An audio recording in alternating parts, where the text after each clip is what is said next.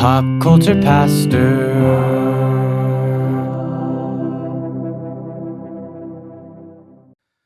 Cody, I too wish I would have had a Rebecca in my life to tell me, get out of your own way, man. Because this whole woe is me thing you've got going on is just ponderous. And I don't even know what ponderous means, but there's a point in my life where I probably needed to hear that. Rebecca's like yelled at everyone this season. Yeah, is it weird? I felt like, okay, so just right off the bat, this episode, I feel like several of the characters do things out of character. You don't notice it much. Like, look, every TV show has this. They do something to serve the plot instead of do something consistent with their character. And these episodes, which we'll get into, are the most dangerous chances of that, where you want to say something. And so I get that. I'm not here to like just totally stomp on that. But I do want to talk about it. But is this in character for Rebecca, or is she just moving the plot along, this kind of roughness with Roy? Well, I feel this season it's in character. Yeah. She's been more empowered and emboldened, and like she's yelled at Ted. She's yelled at Leslie. Yeah. She's yelled at Roy now. So she's yelling, and like she spoke up about Jack when no one else had the heart to. So yeah. Well, let's just get into the main thing, because since the moment we found out that Colin was gay, you knew this episode was happening. This episode was going to happen. something along these lines. Yes, and I was really curious to see how Ted Lasso was going to handle it, because Hollywood as a whole, especially on dramatic or dramedy type TV series, they don't generally handle this real well, in my opinion, because, and I'm going to tell you why, it has nothing to do with the topic or the subject matter. Usually it's because the people don't act like real people. Yeah. They don't act like real people. You're trying to make a statement. Usually the writers are trying to make a statement about some sort of hot button issue, and whoever's dealing with the hot button issue doesn't resemble a human being either. And I don't know that Colin does, and I'll get to that, here in a few minutes. But we knew this episode was going to happen, and it happens. And just before we get into it, I want to let you say your thing. Like, do you think that Ted Lasso handles this well? Like, what was your overall feeling?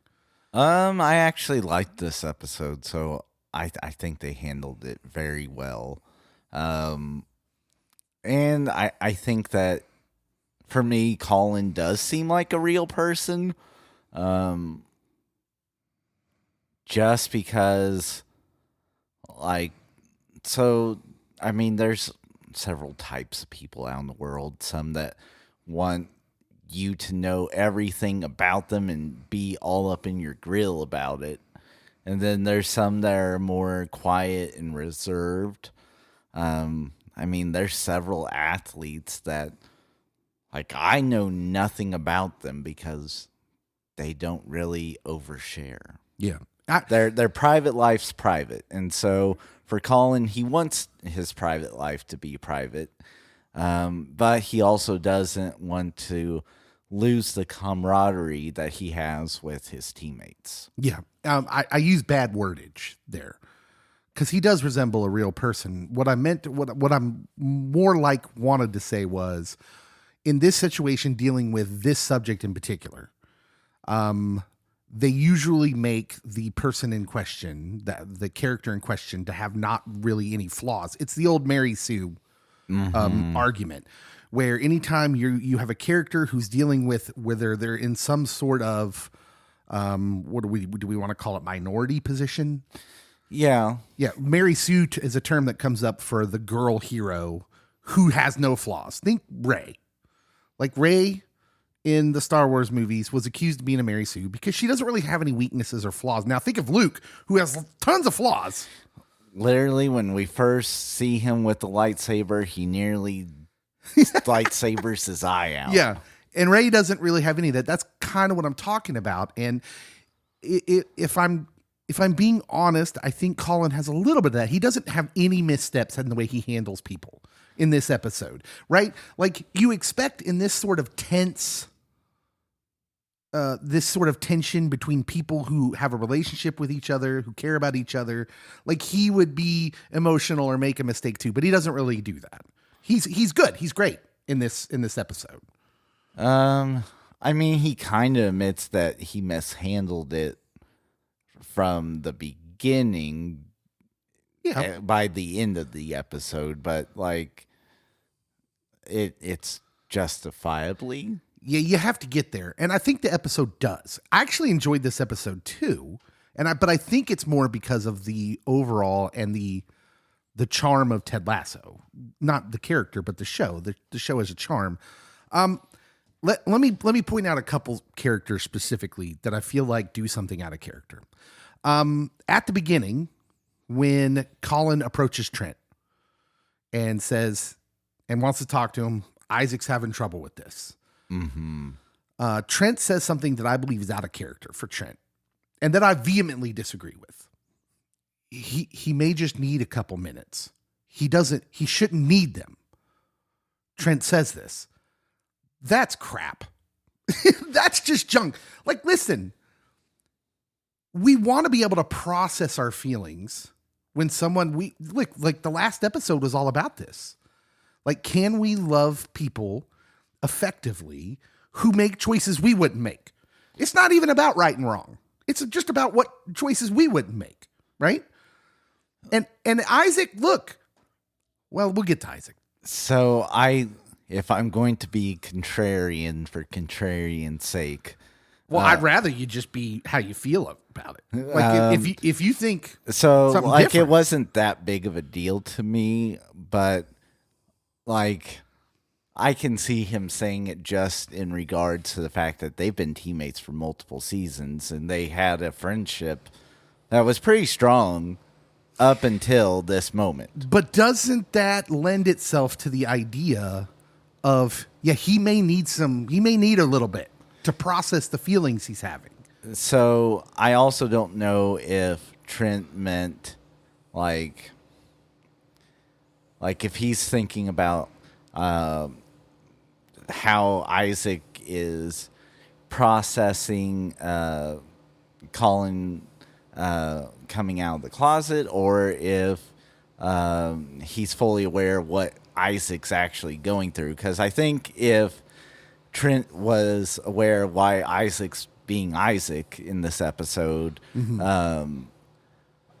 which the whole team doesn't know and Colin doesn't know until the very end, that like, oh, this makes sense why he would actually need time. Yeah. But like, it was a throwaway line for me. It didn't stick.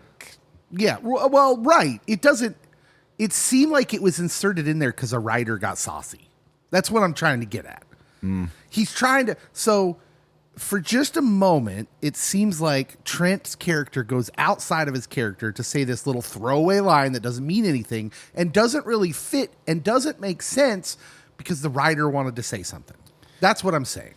Otherwise, I can see it as kind of a way to empathize, that you like go far out on the limb and say, oh, you need all the support, and like, yeah, people should have already dealt with this stuff long ago. Yeah.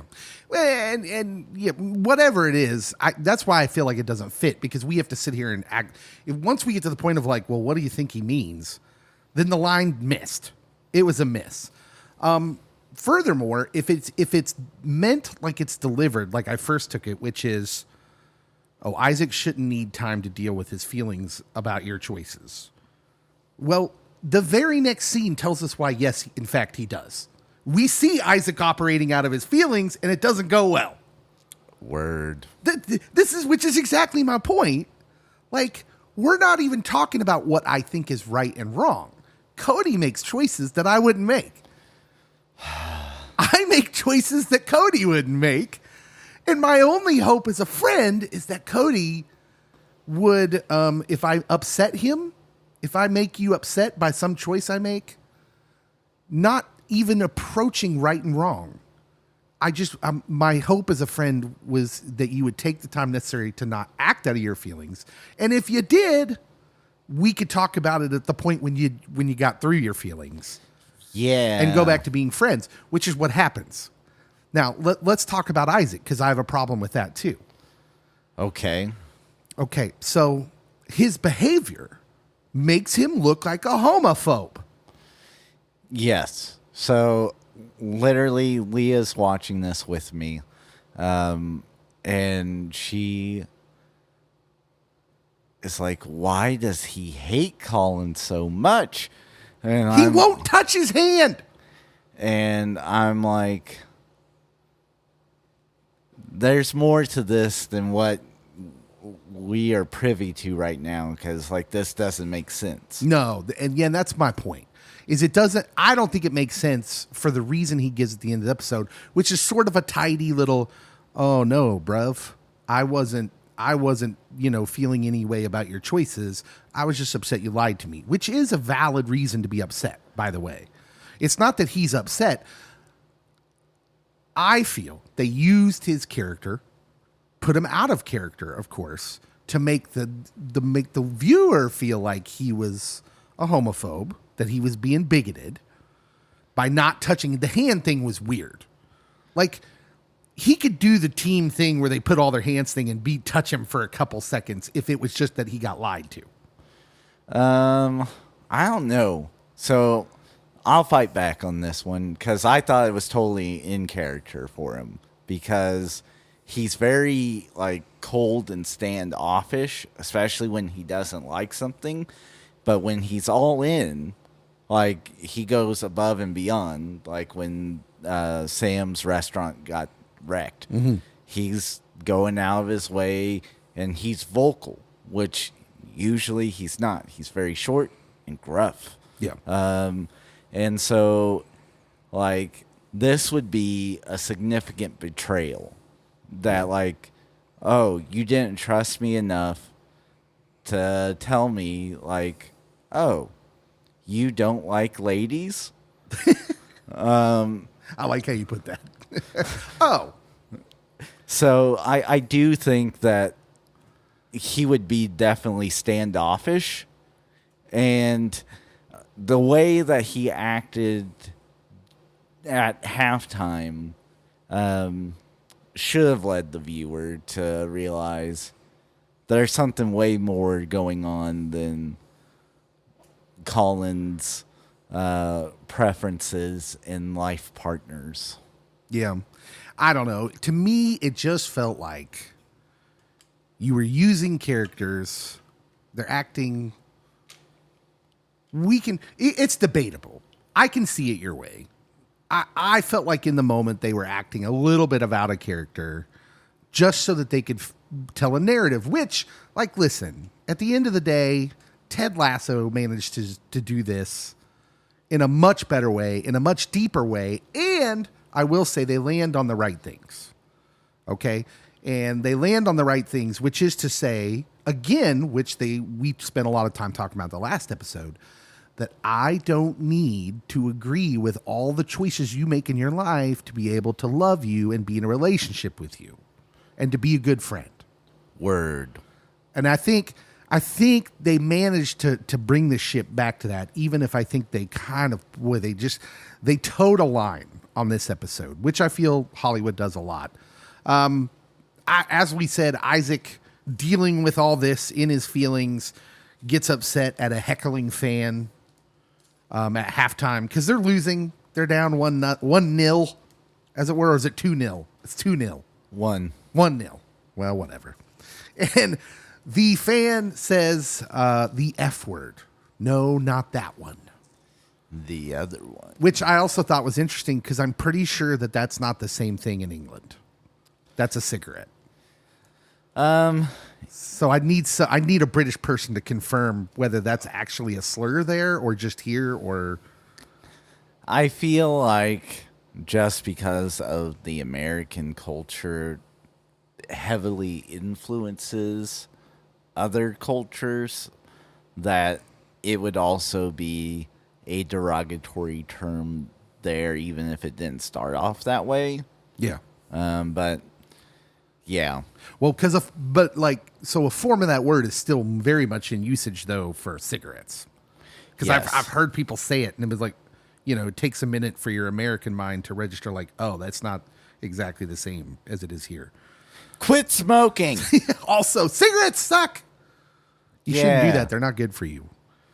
But yeah, so we see Isaac's anger. We see him operating out of his feelings. And again, like you see in that scene, why I think the line from Trent is really weird. And because Trent's normally very deeply thoughtful. Mm-hmm. And not reactive. Trent's a guy not operating out of his feelings most of the time in any way. So that was another reason. Like, I was either really disappointed in the line, or I thought that line was just something the writer threw in there for his own feelings and not really thinking about the character. It's neither here nor there because it doesn't really bring down the episode. So should we just talk about characters? I mean, there is a soccer game. Isaac gets thrown out. There's 2 soccer games. Isaac gets thrown out at halftime. Colin's the hero after coming out to his teammates, who all accept him immediately. Yeah, although their wordage bothers Theodore. So then Theodore has a great speech. It's a great speech. I mean, like, this speech, I laughed quite a bit during this speech, but he talks about a friend who was a Denver Broncos fan in the middle of Chiefs country. We all know one. We do. There's one in every group. But he had to watch 2 Super Bowls in the 90s that his team was in by himself because his friends, quote, didn't care.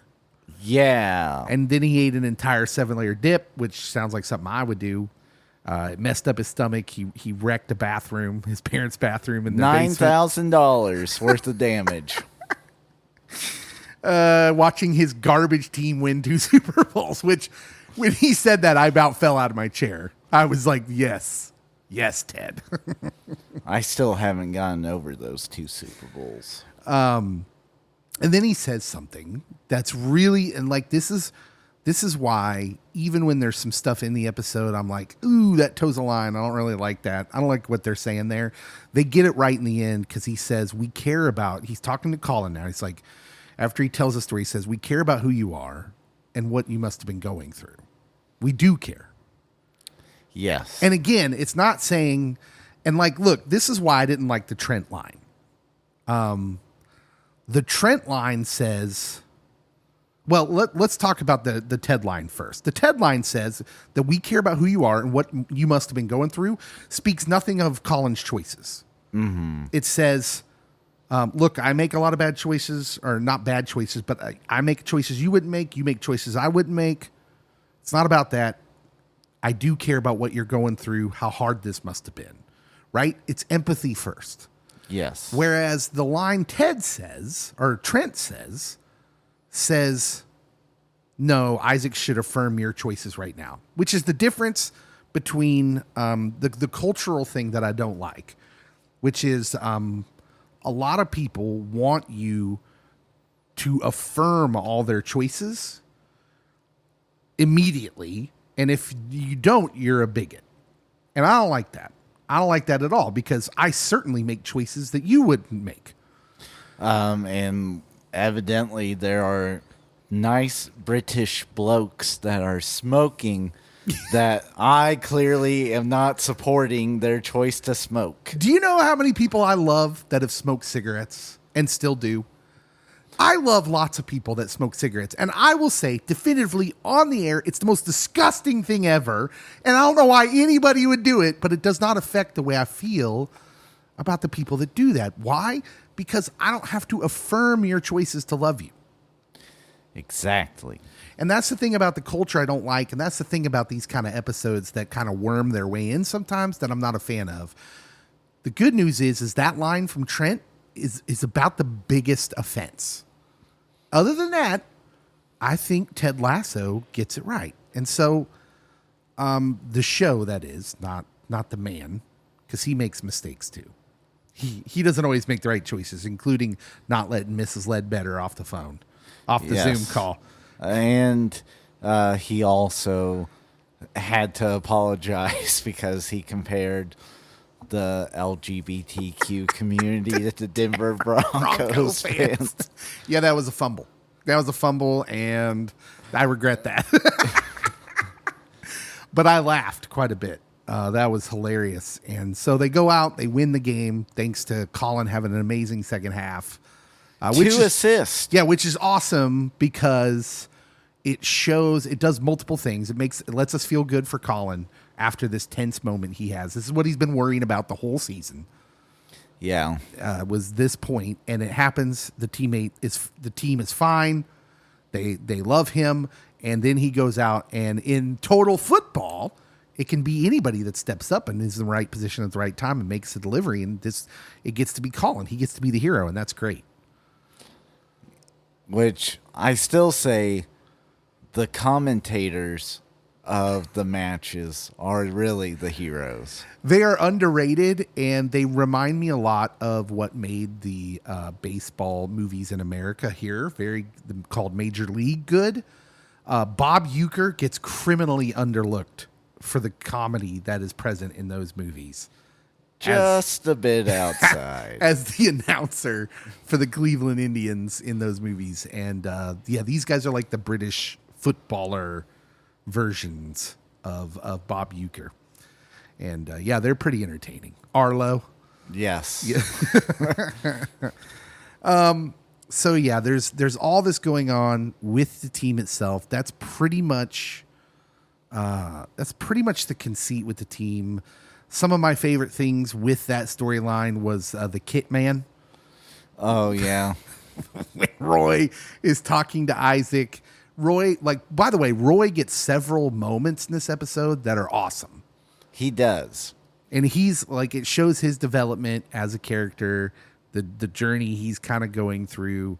And he gets to tell Roy, hey, clearly this is not why you're really mad about the fan. But you need to deal with it. And by the way, he's telling you something biblical. Get rid of your anger. This is later on. Oh, okay. I don't want to. He's telling you something biblical by saying get rid of your anger, and what he tells Isaac is because whatever it is you do care about will be affected. And Roy's talking about Isaac's situation, but also himself, which he's doing most of the episode, actually. Spoilers. Which I think elevates this episode to one of the better episodes of the season, just the Roy stuff. Even though the episode does not center on him really in any way. No. He gets yelled at. He yells at some people. The comedic value of the scene where Rebecca comes into the weight room and yells at him, and then you think he's going to get mad because he's embarrassed by getting yelled at in front of the guys, and instead he goes into this whole, she said my butt was hairy, and none of you stuck up for me. You know my butt's not hairy. He doesn't get mad that he sounds hurt is just hilarious. I was rolling on that one. He gets a lot of great moments in this episode. Is there anything we want to say about the team?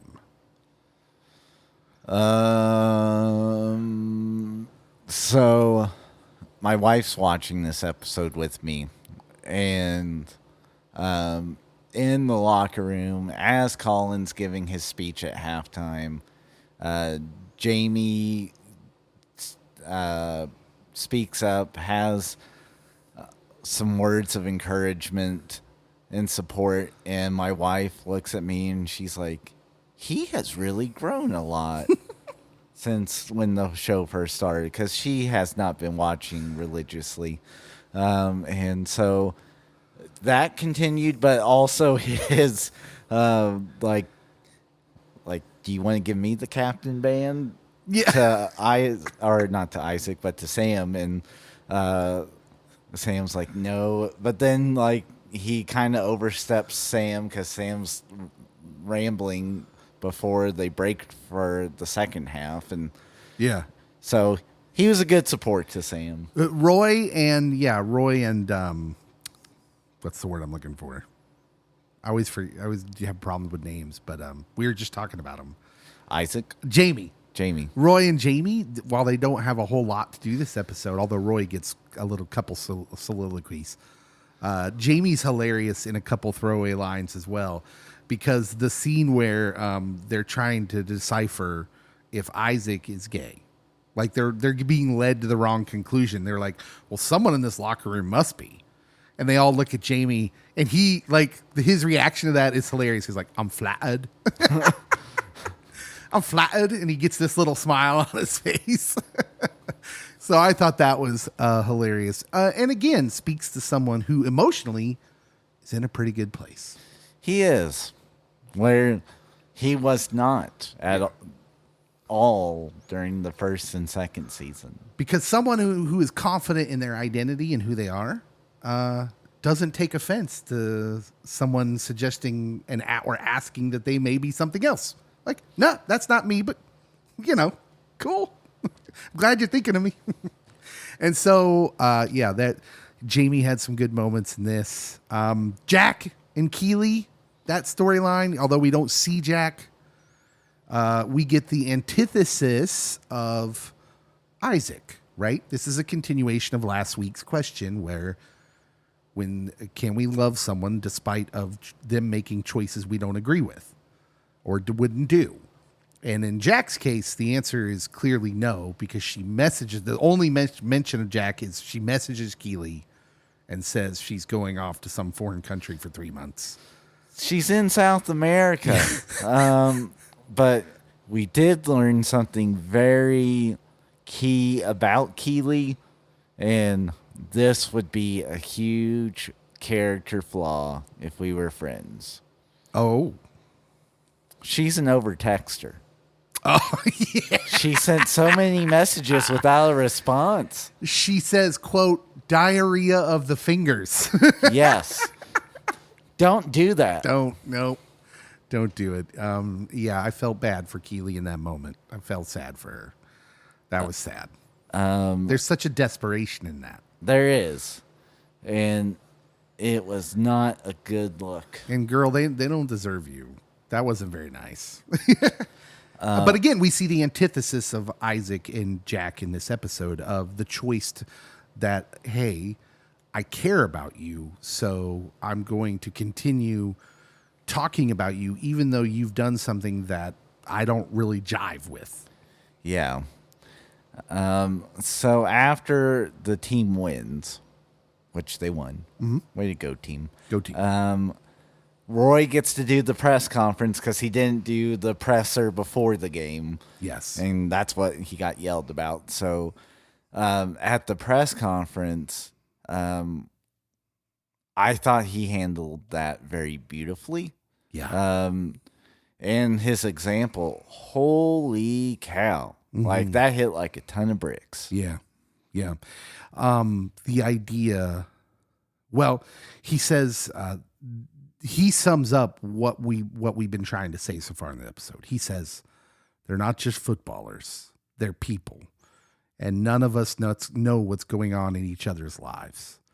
So for Isaac to do what he did today, and this is key, even though it was wrong, i.e. he's saying, even though I don't agree with the choice he made, it was awful. He says it was bad. Yeah, and he said he's lucky he only got a red card. I give him love, which at that point I had to pause it, even though that was near the end of the episode, and be like, yes. That's like, look, there were parts of this episode where I was worried. I was like, oh no, where are they going with this? By the end of the episode, and that line in particular, I was like, Ted Lasso gets it right again. They get it right again, right? We can say, hey, I wouldn't do that, but it shouldn't change the way we treat people and react to people, and especially the people we have relationship with. And so, like, fans yelling slurs at games is something that happens a lot in America. Yeah, that's not cool either. And, like, there's certain communities that get labeled as hateful because there's some fans that vocalize that. And, but we have seen athletes go up to fans and get in their faces because of those things. We have seen athletes like actually physically attack fans, but usually there's something like being thrown at them as well in those situations. But Roy identifying, hey, they're not just athletes, they're people. And just like the people in your life, you don't know everything they're going through. Yeah. And he lists out his example of when he first made it into football. 16-year-old kid made a joke about potentially being the dad to one of the teammates who was about to have a baby, like being the father of the child, and the teammate like beat the living snot out of him. He missed 6 games because of the beating he took. The guy got fired. His career was over. His career ended. And then come to find out that a month earlier that his wife had a miscarriage and he hadn't told anyone. Yeah. The look on Keely's face while he's telling this story says it all. She's clearly got tears. That was emotional. And again, speaks to this idea of, which I loved that the show kind of centered around this at the end. You just don't know what's going on in people's lives. Yeah, the guy at the Walmart who's cursing at his kids, you don't know what his life's like. The drive-through person who was rude to you because you pointed out they messed up their order, you didn't see the people that yelled at him earlier in the day. We just don't know. We just don't know what's going on in these people's lives, and we should deal with each other with more compassion first before that. I think he's very eloquent about the sports thing. That's something that bothers me. I love the Kansas City Chiefs. I love to go into Kansas City Chiefs games, but I don't take my kids. I would love to take my kids to a Chiefs game at Arrowhead Stadium, but I don't, because I don't want to expose them to the atmosphere that has gotten worse over time, I feel like, with drunk people yelling whatever they want to yell. And I love that he says that in the press conference. He says, I get that people pay for a ticket and some of them think that it gives them the right to yell whatever they want to yell, that these guys deserve it. And I love that he says it doesn't. That's messed up, right? You don't know then he tells the story. And so I appreciated all that. I really loved that, because right on, you shouldn't be able to yell whatever you want at another human being.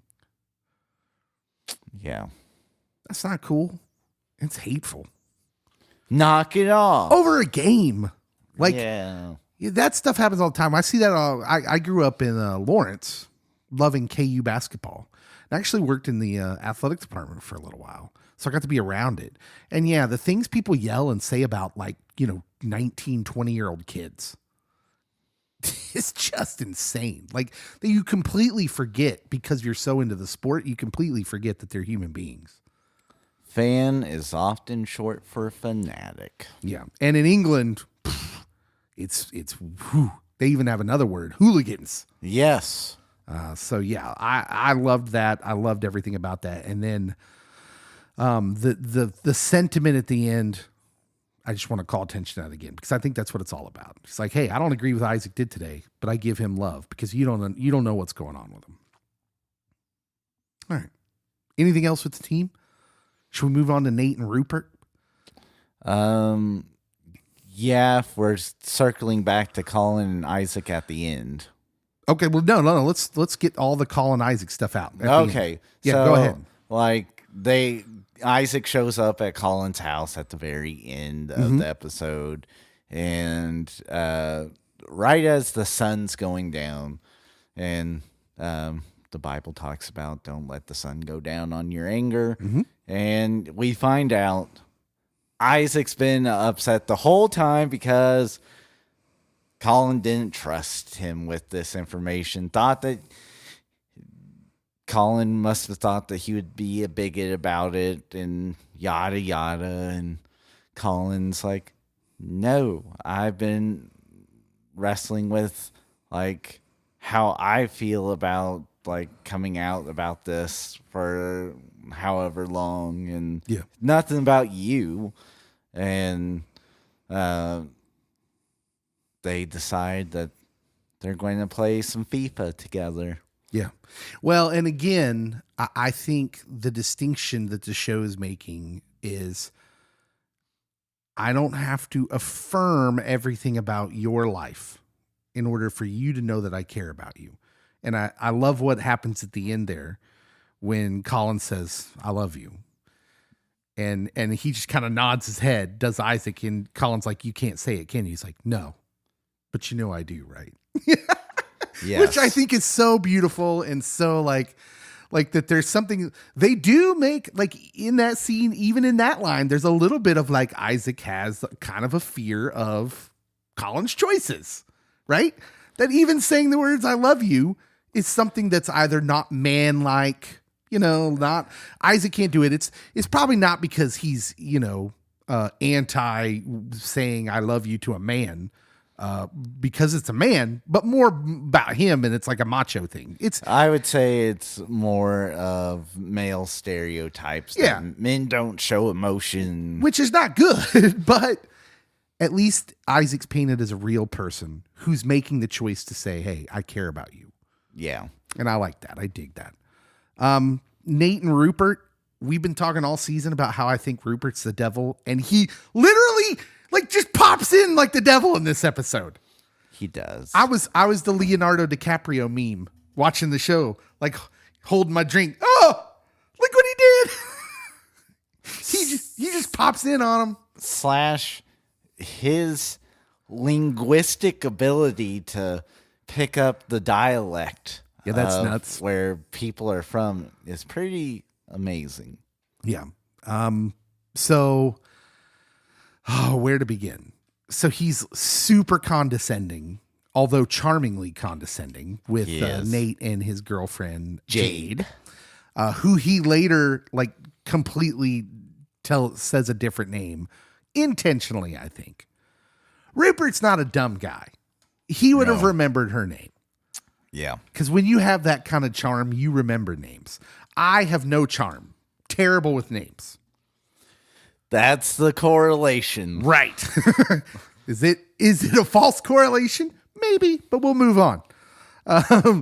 He is totally he is really the devil in this story now, as he's trying to just corrupt Nate, whereas Nate's turning around and look, am I completely happy with the Nate storyline? No. He's turned too quickly. We don't get to see more of the process or what makes him turn, what makes him realize it. What do you think's going to happen here? Do you think, so he goes out on a guy's night with Rupert, which his girlfriend is fine with. They're going to have their both nights. I was not fine with it as soon as the question was asked. No, we all knew. The viewer knew what was happening here. Nate finds out, but immediately when he sees what's happening, he excuses himself with a made-up malady. Which I think Rupert sees 100% through. Yes, absolutely. That's why he quickly turns around and just heads on over to the girls. Question. Do you think Rupert fires Nate or Nate resigns? It may happen next episode, whichever one. I think that Rupert will turn up the heat, which might cause Nate to do the resigning. Yeah. I think Nate's going to resign. I think he's going to leave of his own volition because, either I don't know. I kind of want him to just do it on his own as we see his character come through. He's a people pleaser. He is. Because we see him trying to say the right things to Rupert, even though we know he doesn't he doesn't feel that way. And Rupert doesn't care about him. No, and he, like the body bag statements where he's trying to sound like this, vicious, coach guy who, like, we're gonna kill him, we're gonna do this. There's an interesting scene where he's about to offer Rupert some baklava. Yes. Who then, before he can even get it out, helps himself. And there's a moment of realization there, like, yeah, this dude's not cool. So I wondered in that moment, we keep seeing these little moments where Nate seems to be clear. And at some point, Nate right now are still people pleasing. I wonder if next episode we're going to see Nate say, hey, that's not cool. You're not a very good guy. If he says that might lead Rupert to act hastily, but with Rupert being a successful businessman / having a team that's doing better than Rebecca's team, it's really tough to fire someone. Well, that's the rub, isn't it? Because he knows if he fires Nate, he's going to go right back to Richmond. Mm-hmm. And he's in first place. I don't think that's going to happen. I don't think he's going to fire him. Nate's going to have to resign. Yeah. I think that's where that's going. Anything else in this episode that we need to hit on? Beard doing the press conference was hilarious. Although I don't know if Beard has ever been more wrong. To compare Joe Walsh and Jimmy Plant. I loved it because Joe Walsh is from Wichita. And so I'm like, yeah. Look, there will be no Joe Walsh slander on this pod, but it's Jimmy Plant. And then I love that Rebecca was like the guy from Cream. And that Leslie makes fun of her about it. I panicked. That was amazing. But yeah, I don't know if there's anything else there we need really to talk about, unless you have something. Otherwise, I do have something I want to end our show with. I like how much we get from the reporters and like Roy's new nicknames for them. Trent, old Trent. I prefer you to old Trent. He calls one of the reporters. He makes a labyrinth reference, which is just bonkers. This show drops so many old school references. And when he called that lady the Goblin King, it was another moment. This episode, even though like there were times where I was worried about it, I'm like, oh man, I don't know if this is going to be an episode I like. I fell out of my chair laughing a few times. Just a hilarious episode. So Leah laughed at that, and I'm like, this is kind of sad that there's only going to be a few more episodes left. And she's like, well, what about next season? I'm like, no, this is the last season. And she's like, what? Hey, and she's just getting back into the show again. I've rewatched season 1 and 2, and I will say this. I think this whole show is a very rewatchable show. This will probably be one of those shows where I come back and revisit quite a bit. I will be totally sad when it's over, though. This is like 2/3 of the reason I still have an Apple TV subscription. Right? Let's talk about this from The Atlantic. This guy for The Atlantic, his name's David Sims. Is The Atlantic, does that lean liberal?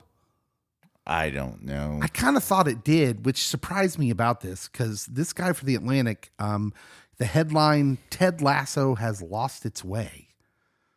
He says this, and I'll give you some time to react. I'll say something and then I'll let you react.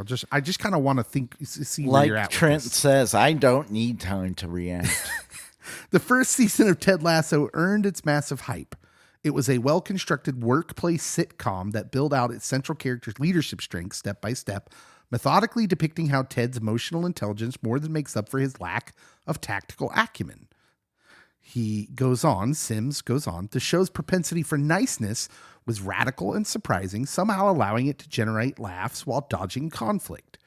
Ted's guileless charm is often mistaken for stupidity, and there was a real sense of discovery for the audience in seeing him win over his colleagues. However, in the subsequent season, the show began to show signs of bloat. increased runtimes, growing plot lines. And now in season 3, the show's supplementary characters have all become the stars of their own show. Ted Lasso is no longer a workplace sitcom, but a universe of workplace sitcoms, drifting from a football club to an upstart PR firm, to another more evil football club, to a pair of local restaurants. Scenes are devoid of jokes and filled with dopey, self-important monologuing on the issues of the day. You agree with that? I mean, literally, there's very few shows that are quote unquote self-contained. Like, I feel that Cheers takes place in the bar the whole time, but like, It's Always Sunny in Philadelphia, which kind of has the same makeup that they own a bar. It takes place outside the bar quite a bit. The Office, literally, Jim goes to another branch that gets shut down and then has to come back. And then there's branches shutting down all around them. And so that commentary, like, there's very few shows that just stay within, like, for Ted Lasso would have been the field or the locker room. You mentioned Cheers. There's literally Gary's Bar, who they have a rivalry with. The evil bar. Like, no, this seems pretty standard for a sitcom. And I don't know if it's its own universe. If the issue would have been, I guess, that there's not enough Ted in Ted Lasso this season, I would say you might be right.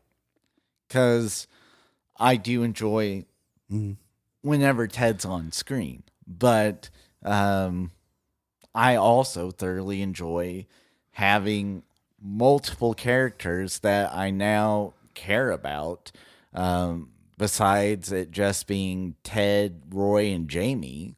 Mm-hmm. Now, Rebecca's someone that I genuinely care about.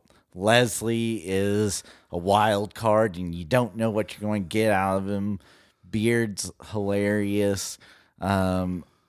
Isaac and Sam and even Colin's character has come to life.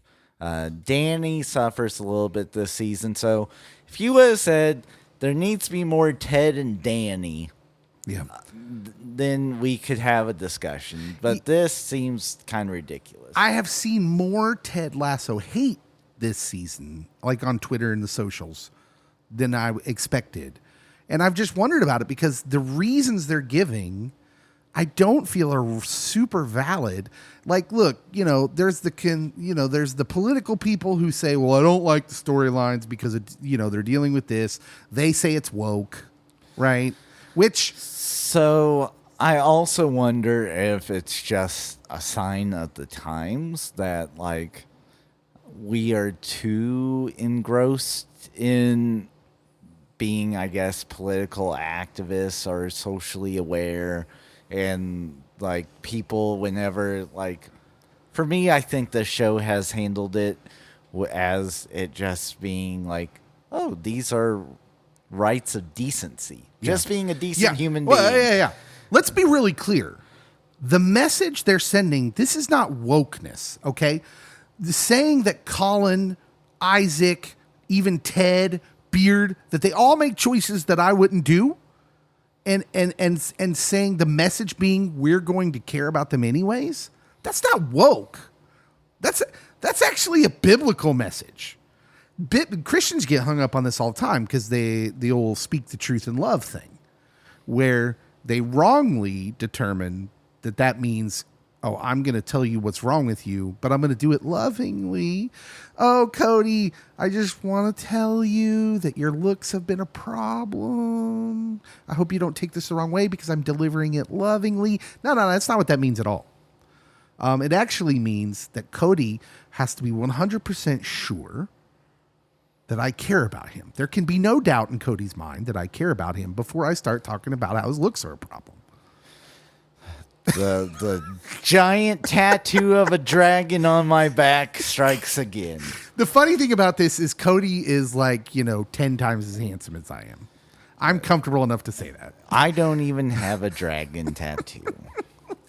But like the point of the show, the whole point of the episode was not, it's not agreeing with people's choices, affirming them. It's, hey, how about we just get past all that, understand we're all different and make different decisions and choices, things that we wouldn't each other do, but we care about people anyways. How about we do that? Yeah. That article, that feels out of... Yeah. We're going long, so let me tell you his last line here. Okay, because this will be the kicker. He says this: the show isn't incapable of being insightful, even in its latest, most pretentious form. But it has stopped being as funny, which for me was its primary reason for existing. Hard disagree. I laughed harder in this episode than maybe the last couple episodes. I thought this episode was hilarious. So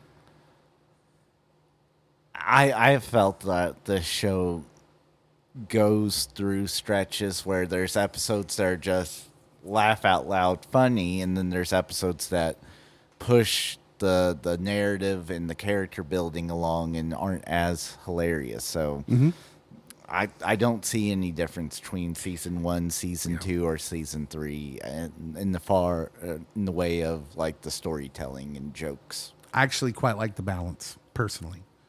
In fact, I thought at a few times in this season they've been a little too jokey. You have said that. Yeah. All right. Bonus speed round. Who's the winner of the episode for you? Roy. Agree.